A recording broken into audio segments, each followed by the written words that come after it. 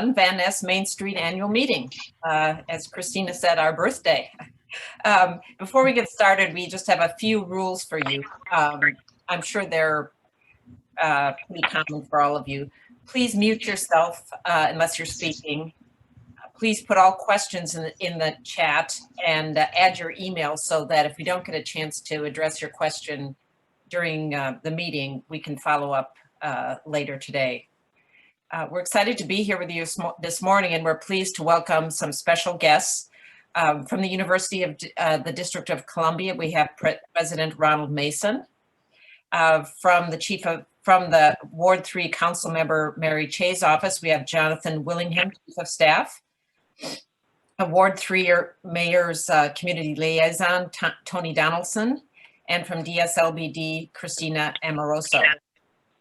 I want to thank again our resilient community of residents, businesses, and institutions for the support of Van Ness Main Street this year.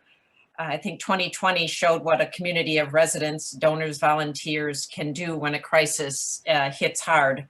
A special thank you to our business owners for the hard work in running their businesses and serving the neighborhood in such a challenging year.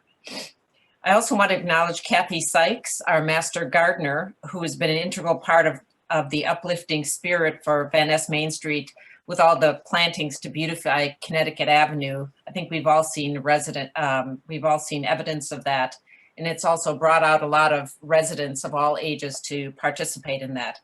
And last, I want to thank the Van Ness board members and acknowledge those who are here at the meeting. And I hope I have everyone, if I miss someone, please speak up. Reggie Felton is here, Jonquilyn Hill, Doug Lesher, Michael Sands, Stephen Schulman, and I think that's it. Also our past board member and president, Sarah Cumby. So welcome to all of you.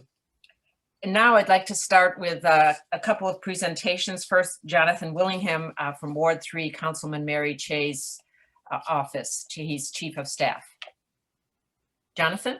Good morning. Thank you all so much for having me here. I'm sorry that the council member couldn't be here, but I'm happy to be here in her stead.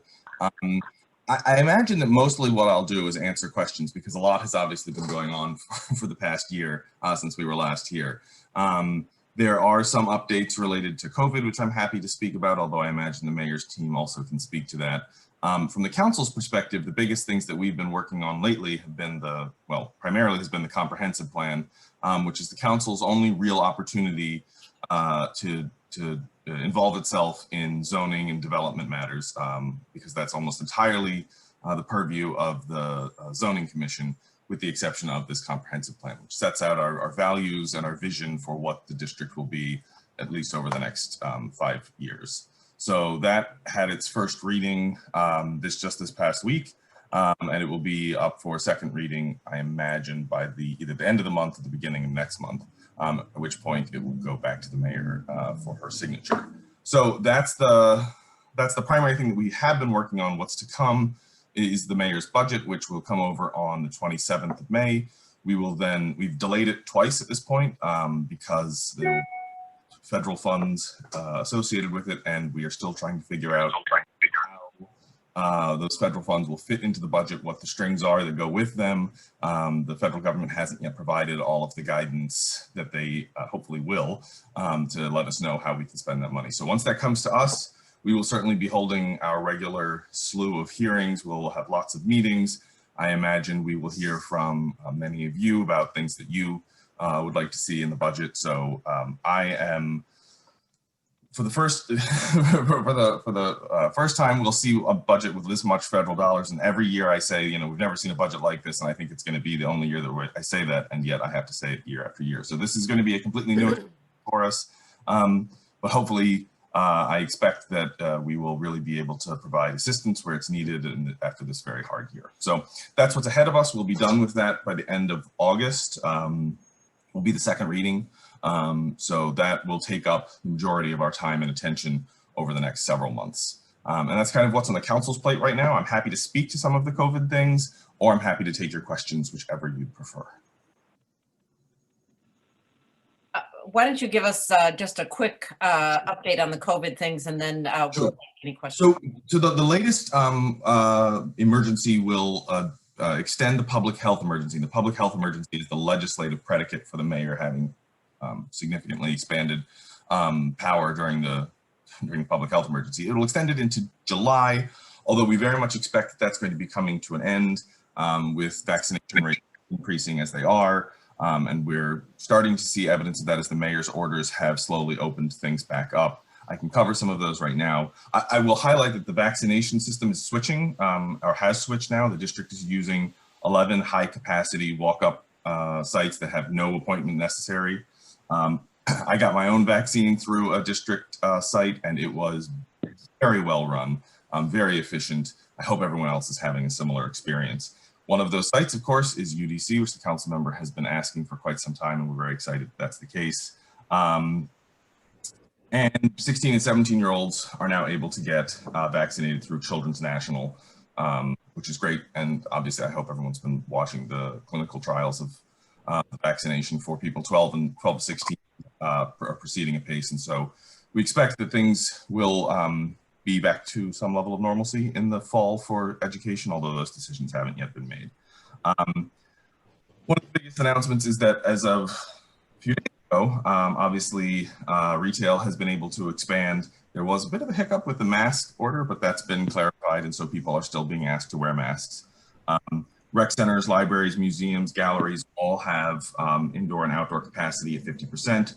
Restaurants now can seat up to 10 people at one table. There is seated live entertainment like concert venues and theaters. They are allowed indoor and outdoor capacity at 25% up to 500. Weddings and other large events are allowed both indoors and outdoors at 25 capacity, although you can seek a waiver for events that are more than 250 people. And that includes allowing school graduation and awards ceremonies. Indoor fitness facilities can now include up to 25 people and can operate at 50% capacity. And conventions and larger business meetings will be allowed indoors and outdoors at 25% capacity with a waiver for 250 people or more. Importantly, during this whole pandemic, we've had a suspension of parking enforcement that is coming to an end as of June 1st, all parking enforcement will resume and the towing of vehicles will resume as well. Street sweeping is coming back and residents are going to need valid inspection stickers. I will note on that point, there had been some issues with getting appointments at the DMV. They have substantially ramped up their activities. If you do have any problems, please feel free to reach out to us. We have someone on staff who is an absolute whiz at getting people appointments. Also be prepared for the notion that you might not get an appointment at the Georgetown location, which is where most of Ward 3 seems to want to go. There are actually appointments all over the city at the other locations, and in particular, 55 M Street, which is kind of DMV's headquarters, is incredibly efficient right now. They are operating like a well-oiled machine. So if you do have the opportunity to get an appointment there, I would encourage you to take it because you'll probably end up spending less time at the DMV than you might otherwise. That's a brief COVID update and kind of operations as they stand now.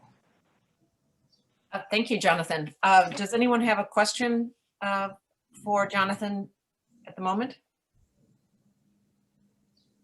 I'm also happy to stick around, and if anyone does and you put it in the chat, I can either respond there or if there's time later, I'm happy to do so as well. Okay, great. Well, thank you very much.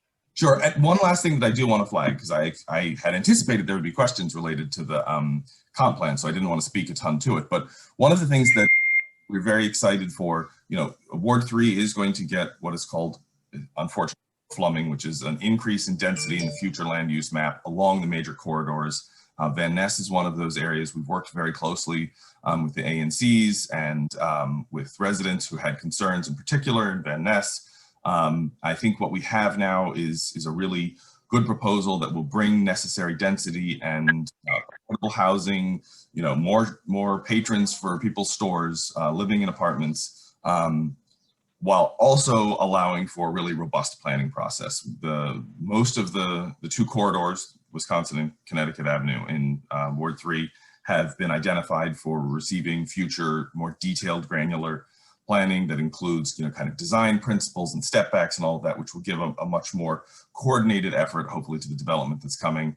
that usually occurs through a small area planning process. One of those is already underway in Chevy Chase, and we expect that they will follow in the rest of the corridors. There'll probably be 5 more, which is a great opportunity for people to be involved, to help identify kind of the nature and the, not the scale, but the design elements of the development is going to be coming, and Van Ness is one of those areas. And so we will be looking in this year's budget to fund those small area plans in the near future. So I just want to flag that for people so that they know this isn't the end, but it also sets a really strong foundation for greater redevelopment and revitalization along both corridors.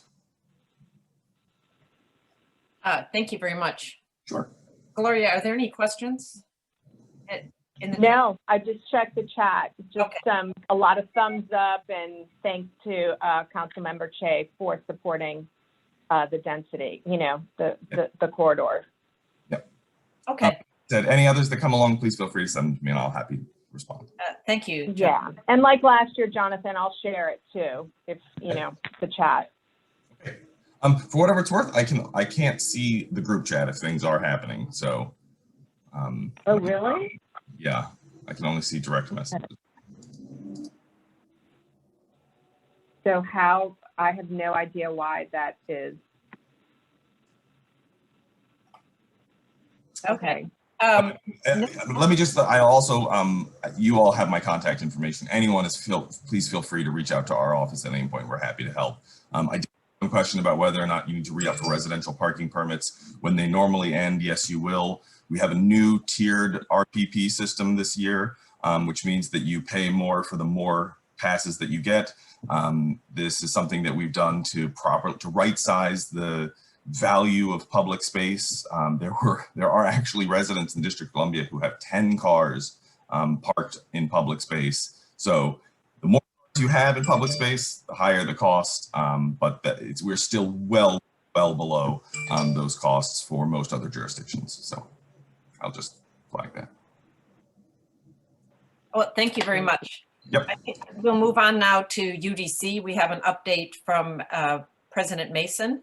I just want to start by thanking UDC and President Mason for the support this past year in giving Van Ness Main Street office space. Also work on preparing the amphitheater for some upcoming events. I think you'll hear more of that from Gloria. And for the tennis court renovations, people are excited about that. So with that, I'd like to welcome UDC President Ronald Mason.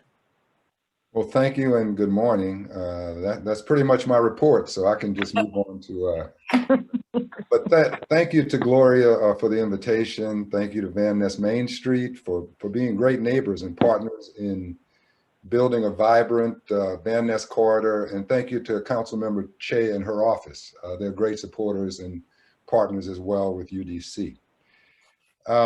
Just briefly, all is well, all things considered at UDC, and we continue to make a little progress every day. We've announced that we'll be reopening the facilities in the fall. Health and safety will continue to be our primary consideration, but we will see more and more activity on campus come fall. We're still working out the details, but that's a commitment we've made in accordance with the mayor's agenda. While we've been off campus, we've been making the campus better. Things that are not as obvious, but important to us. For example, we're fixing all the leaky roofs. The elevators will be working. The windows are being replaced. We have the tennis courts, as you mentioned. The amphitheater is going to be up and running, and we're even thinking of upgrading it in the next round. And we're starting to build out the food court in the student center. And so when students come back, there'll be a lot of things for them to do and access when they're here, as well as members of the community. We'll be having retail in 4250. The approvals for those leases are about to go to the board. I don't think I can tell you who it will be, but I'm sure you'll be well pleased once the board approves those leases. Across the street at 4225, we have a vaccination center. We'll also be opening up a food pantry, or at least giving space for a food pantry in that facility. And we're working on an interesting project. Most people don't know that the father of black basketball, a man named E.B. Henderson, was a UDC alum. And so we're working with the district, and we're hoping some NBA players to create a memorial and visitation center on the campus with a new sports complex on campus, where people would be able to come and see a statue of Mr. Henderson, as well as There we go. about his life. Did somebody say something? Finally, we have commencement coming up tomorrow, as a matter of fact, and we'll have about 800 graduates. It'll be virtual, but it'll be nice. If anybody's interested, we can get you the link to the website.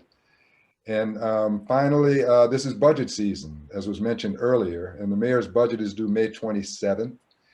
All expressions of support are welcome. Every year we get a strong support from Van Ness Main Street. If you can get a note or a letter or an email to the mayor just telling her how valuable we are to the future of the Van Ness area and the district as a whole, and in the recovery effort, that would be very helpful. And if you need some help from us to help put such a letter together, just reach out and let us know. I think those are the high points. If you have questions, I'm more than happy to answer them. I also have David. I think David's here, and Juanita to help me if I don't have it on the tip of my tongue. President Mason, in the chat, someone is asking for specifics for budget requests the university is asking for. Yes, and so there are two parts to the budget. One is the base budget, and one is the capital budget. On the base side, we've asked for $20 million to ratchet up our base because if you look at the way UDC is funded compared to the nation and compared to public higher education in Maryland and Virginia, we are woefully underfunded. So far, the mayor has approved $6.7 million increase in our base budget. I've heard through the grapevine, she's trying to find additional funds with the federal appropriations that have been allocated to the district. So now would be a good time to let her know that she's headed in the right direction and thinking the right things about the public institution of higher learning in and for the nation's capital. On the capital budget, what we're asking primarily is that our access to capital funds be accelerated. We have money to renovate Van Ness 4250, as well as expand Bacchus, because we have to move out of 801 North Capitol by 2027. But all of the money to do that work is in the 5th and 6th year of the capital budget. And so we're asking that it be moved up to next year and the following year so that we can begin that work and turn 4250 into a state-of-the-art modern learning center, and be able to expand Bacchus so we can go ahead and move out of 801 North Capitol. I think those are the main points. And also, we'd like to accelerate the renovation of the Van Ness campus. And so that would require additional capital funds to be put in the budget. Those are the high points. And again, if you want details or support in helping to package those expressions of support, we'd be more than happy to help.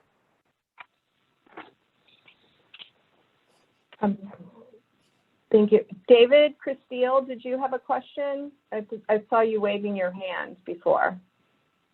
No, it was really just to wave to President Mason and Yeah, we have a meeting coming up on the tennis courts. I think it's a week after next, maybe. Yes. Right, and then just to we have you all on the agenda for our May 18th meeting. And that'll be fine. We're looking forward to the conversation. Are there other questions?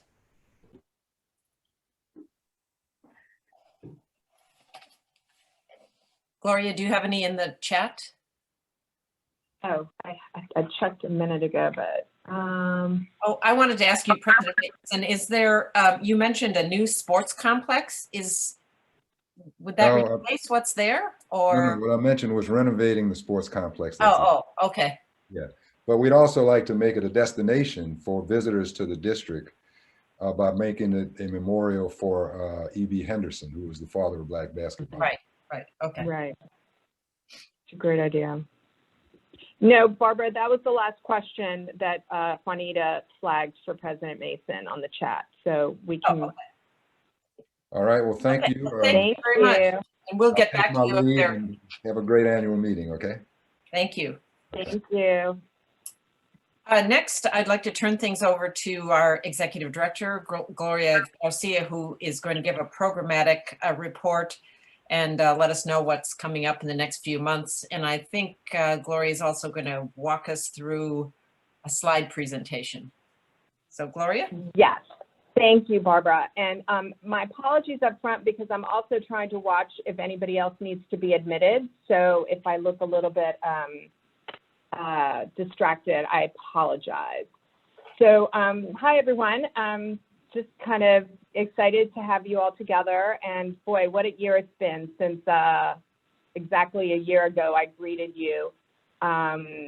Just 4 months into my new role at Van Ness Main Street. I really just want to thank the community for the unwavering support of the Main Street, the businesses, and the few programs we've been able to run this past year.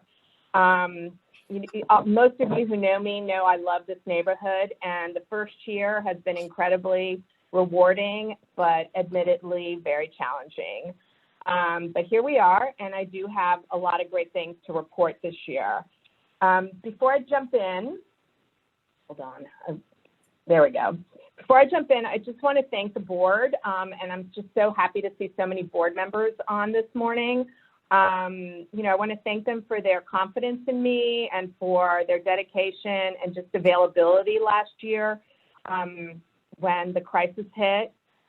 We also, while we said a grateful goodbye to key members, Sarah Cumby, our past board president, who's on the call today. Sarah was just invaluable to me last year. We also said goodbye to Pat Jakopchak, our board treasurer, who had also served for many years and had been on the ANC as well. Matt Dreyer, our design committee chair. Pat Davies, our events committee chair. We were still able to welcome 5 new board members that were willing to serve, and most of them are here with us today. We have Doug Loescher, we have Stephen Schulman, we have Jonquilyn Hill, and I don't believe we have Joff or Michael Treebwasser, but we just have a really great board, and I just want to thank everybody, and I look forward to helping, working with them through this recovery.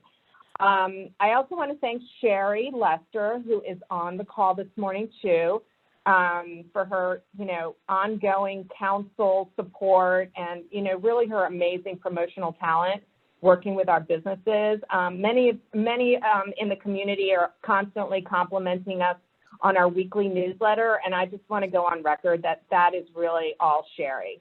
So thank you, Sherry, for your dedication to Van Ness Main Street. So today we're releasing our annual report for 2020, Stronger Together, and I just want to touch on a few highlights. So I'm going to look at what happened last year, where we are today, and especially looking forward to the future. Last year, we served 43 small businesses, and many of you will note that this is almost double from the year before because of the expansion of our boundaries. We now serve from Van Ness to Nebraska Avenue, and while we had 3 businesses closed, we had an amazing 4 businesses open last year during the pandemic. And we have 2 more about to come in. One that President Mason talked about, All Care, Urgent Care is coming to 4340, where our offices are, and we have Shamali's Market coming in where Diplomat Cleaners is coming. And as President Mason said, there's going to be a few more announcements shortly. We also had some really innovative things happening with our restaurants.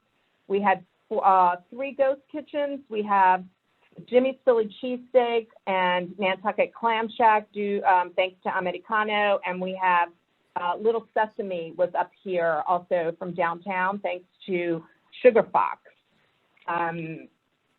As many of you know, we are funded by the Department of Small and Local Business Development. Barbara recognized Christina Amoroso. I think Liz Anderson also joined after we started. And due to their funding, we were able to provide $56,000 in direct cash grants for immediate COVID relief for our businesses. We also distributed more $6,200 of personal protection equipment, and we more than tripled our technical assistance hours from 2019, providing nearly 1,000 hours of support directly to the businesses.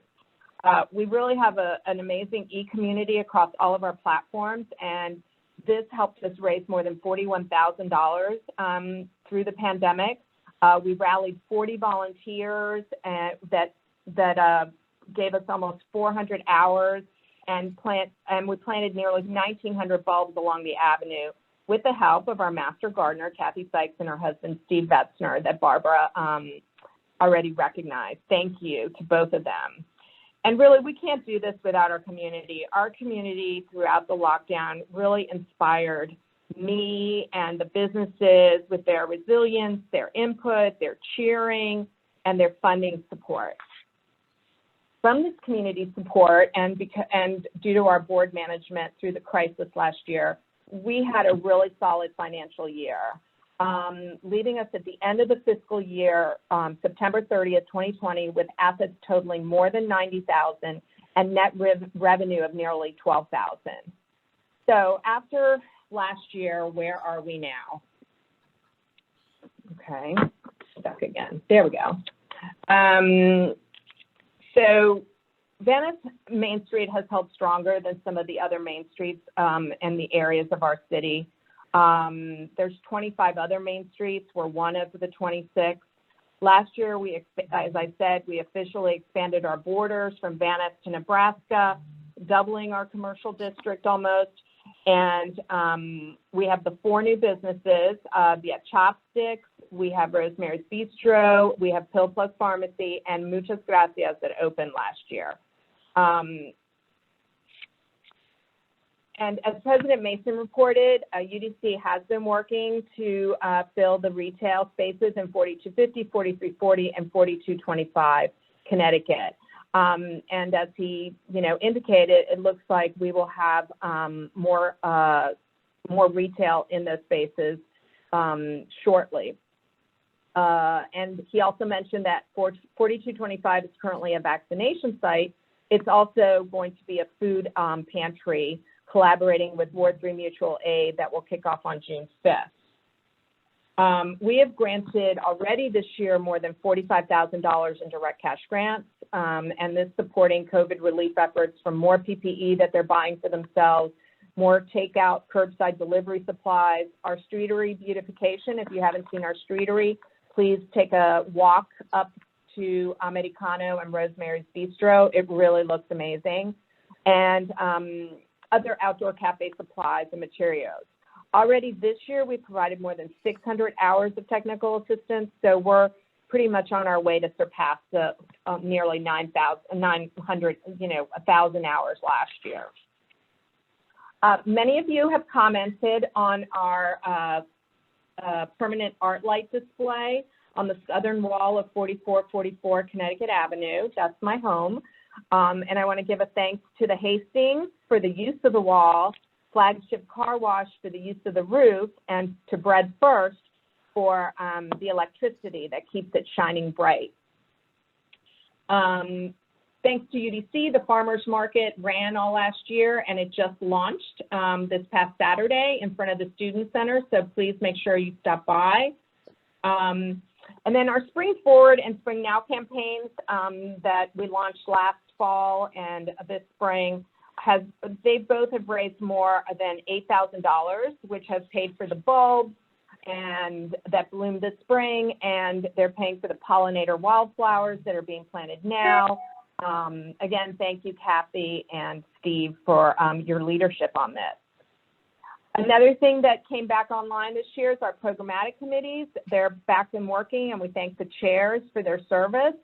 The Economic Development Committee is actually working to meet with all the vacant street level property owners in the coming weeks. Our first meeting is next Monday with the owner manager of 5018, which is the former Jake's American Grill that has sat vacant for more than 3 years now. And then with the Design Committee, we are working on an exciting branding and wayfinding project that I'm going to touch upon in a couple minutes. Last but not least, just this past February, Van Ness Main Street and Forest Hills Connection merged. We are super, this makes our collaboration official, and we're super excited about this. And you will see no changes in the Forest Hills Connection coverage, and just know that we are working for our community and definitely stronger together. So what's in store for us? To meet the challenge of our mission and build upon the great strides that have been made since our founding, since today is our birthday, in 2016, at last year's annual meeting, we launched the Van Ness Main Street Growth Fund. Barbara will touch upon this in a little bit more detail in a couple minutes, but I want to focus on the programmatic projects in the Growth Fund. Thanks to an ANC grant approved last month and our own fundraising, Van Ness Main Street will be able to carry out several strategic projects within our 3 Growth Fund pillars. And like you've seen, some of them have all been started last fall with beautification with Kathy and her husband, Steve. A lot of these projects, though, were put on hold due to staff transition in 2019 and then the public health crisis in 2020. So right now, thanks to the ANC grant, we are already working on a branding and wayfinding project to identify our beautiful and unique Main Street, as well as provide visitors from across the city and tourists from across the country clear signage that will lead them to our businesses, our parks, our embassies, and amenities such as parking, bike shares, bike and scooter parking, the metro. I can't tell you how many people ask me what direction is the metro, and other landmarks that we count with throughout the corridor. Look for more on this in the coming weeks, because we will be asking for community input on the design and the look of the banners and the signage, probably early June for that. And so where are we with the fundraising for all of this year? We are pleased to report that we have already raised more than $55,000 this year for our mission. And this obviously surpasses total fundraising last year already by $9,000. So thank you, thank you. On the event side, we have a lot going on. This Saturday, we have a food photo safari fundraiser at Acacia. And then on Sunday, not this Saturday, I'm sorry, the 15th. And then on the 16th, as most of you know, May is Small Business Month, and Van Ness is going to be celebrating the heart of Van Ness from 1 to 4. And we ask you, to join us and stroll the avenue, see the plantings, rediscover the businesses, and especially their expanded outdoor areas, their promotional offerings, which Sherry has put together, and you'll hear more of it, but we've got some really exciting things happening at some of the businesses, from a pop-up Barks and Brew at Acacia, to Pup Ice Cream at Sugar Fox, to Heart Cookies at Bread First, and Mimosas at Rosemary's Bistro, and Americano has an incredible lineup of promotions and specials that day too. So it should be a fun day, and I really ask that you, grab a neighbor, tell your friends, and come out on the avenue to stroll it and participate in some of the fun stuff. We're also running a selfie scavenger hunt. And so people who participate will have the chance to win a $100 gift certificate. June 5th, we have a pop-up used bookstore, Turning the Page. This got postponed from last April when the pandemic hit, and Turning the Page is a nonprofit that serves, educational nonprofit that serves Ward 7 and Ward 8. So we're happy to welcome them back, and it'll be outside and socially distanced. As President Mason said, 4225 has the food pantry launching on June 6th officially. And then we're going to welcome back the Humane Rescue Alliance Pet Pantry on June 19th. So that's fun too. What we're super excited about, and we really want to thank UDC and our events committee for leading the way, is that June 23rd, we'll launch our movie night in the park at the UDC Amphitheater. We really are very excited about this, and it's going to be fun. It's going to be socially distanced. We plan on 7 movies through June, July, and August, with a finale in September. And these will be free of charge and coming to you thanks to donors and sponsors such as Calvert Woodley. We have also applied for a grant for Art All Night. We haven't heard back yet, but we hope to have Art All Night back in the corridor on September 24th. And the movie night finale will be that evening at the amphitheater at late night. And this is a citywide celebration. So we're excited about this. So there's a lot going on, and I just really want to thank you all for your support, support from UDC, support from the ANC, support from our board, and support from our amazing, community and businesses, and I hope to see you all live on the Avenue pretty soon. Don't know if there's questions. I'll check the chat, but Barbara, that's it. Okay, well, while Gloria's checking for questions, I just want to say, I mean, there really is something for everyone coming up in this event schedule. Every time I see one of the flyers come out on whatever, Instagram or something. I mean, there's so much I can hardly keep up, but I do encourage you all to join us, to come out, and whatever appeals to you, come and join in. Are there any questions before we move on? Anything in the chat? No, Barbara. Okay, all right. Well, as you can see from Gloria's report, the Main Street program was really crucial to helping our businesses stay open, to operate safely, and really, it's amazing the spirit of community that came out of what was a very difficult situation. I think people really look to the Main Street as a way to get involved and make a difference. So I think that Van Ness Main Street has been critical to over the past 12 months to helping our businesses up and down the avenue stay in business and expand. And I think the expansion to up to Nebraska Avenue came at just the right time for many of those businesses.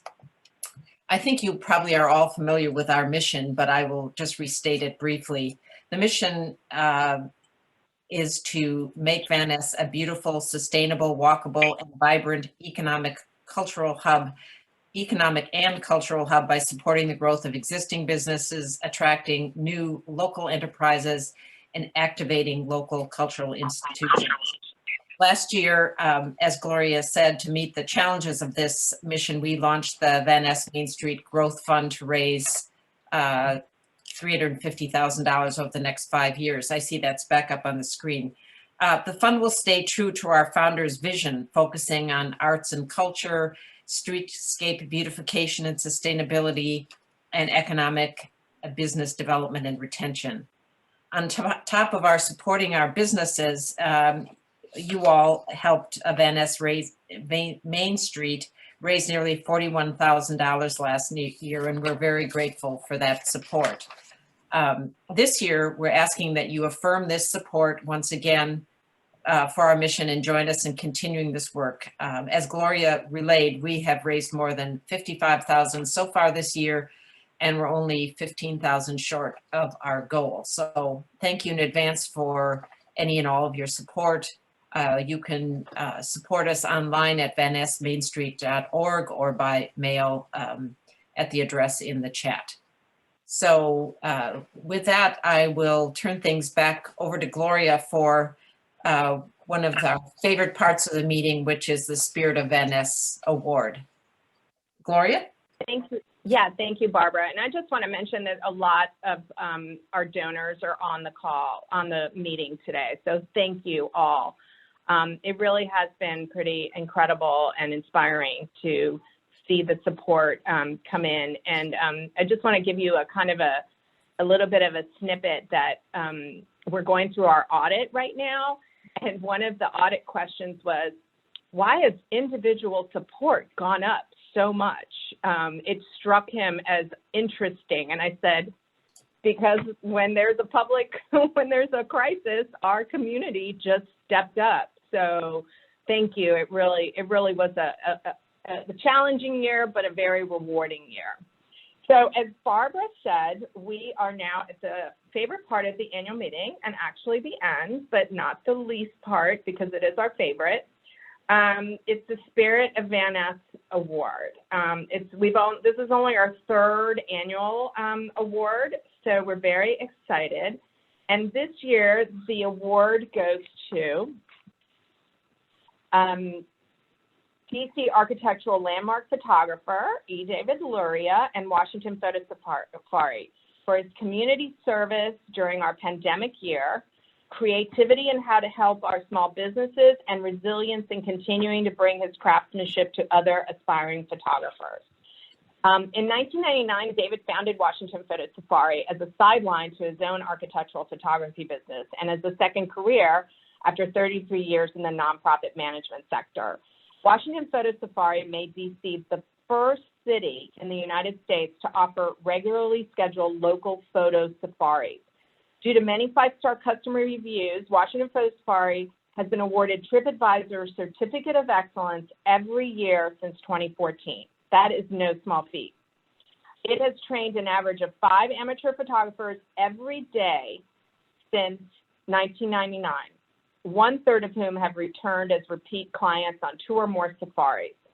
Now in its 22nd year of operation, the organization has developed a manual that helps spawn similar safari programs in 20 other cities around the USA and Canada. This past year, David became an integral part of our Van Ness Main Street promotion and community building team. He came to us with the idea of food photo safaris to help bring customers to the restaurants on our corridor and to continue to teach photography through the pandemic.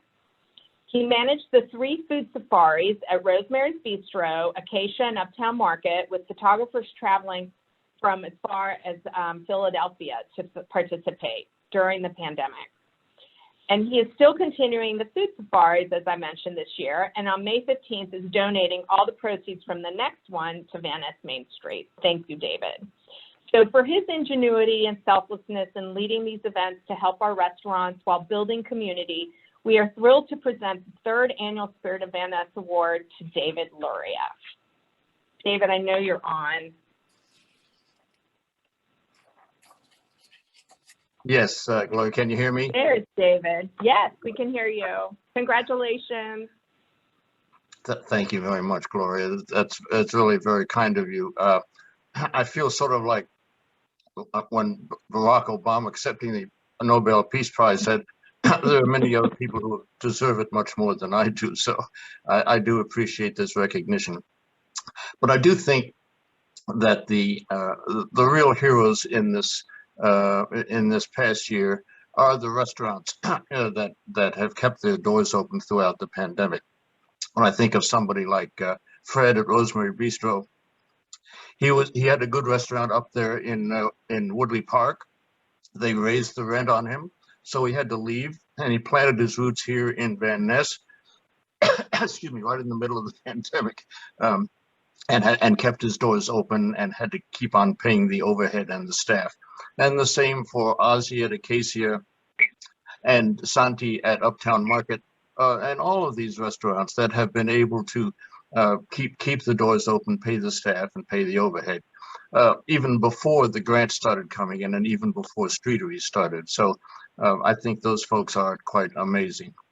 Also, I really want to pay tribute to you guys, to Van Ness Main Street, just for the great spirit that you guys promote through your newsletters, through the very nice photographs and bulletins that you send out, and all of the information on available grant monies that are available, and technical assistance that you give us. So you guys also are the real heroes of this whole thing. I just am very happy to have lived in this neighborhood for a long time, and I'm so happy that of the work that you are doing to make it a really vibrant and livable neighborhood. So thank you so much. Thank you, David. We love that you live here. And Barbara, that's it. I don't see anything more in the chat except amazing congratulations to David.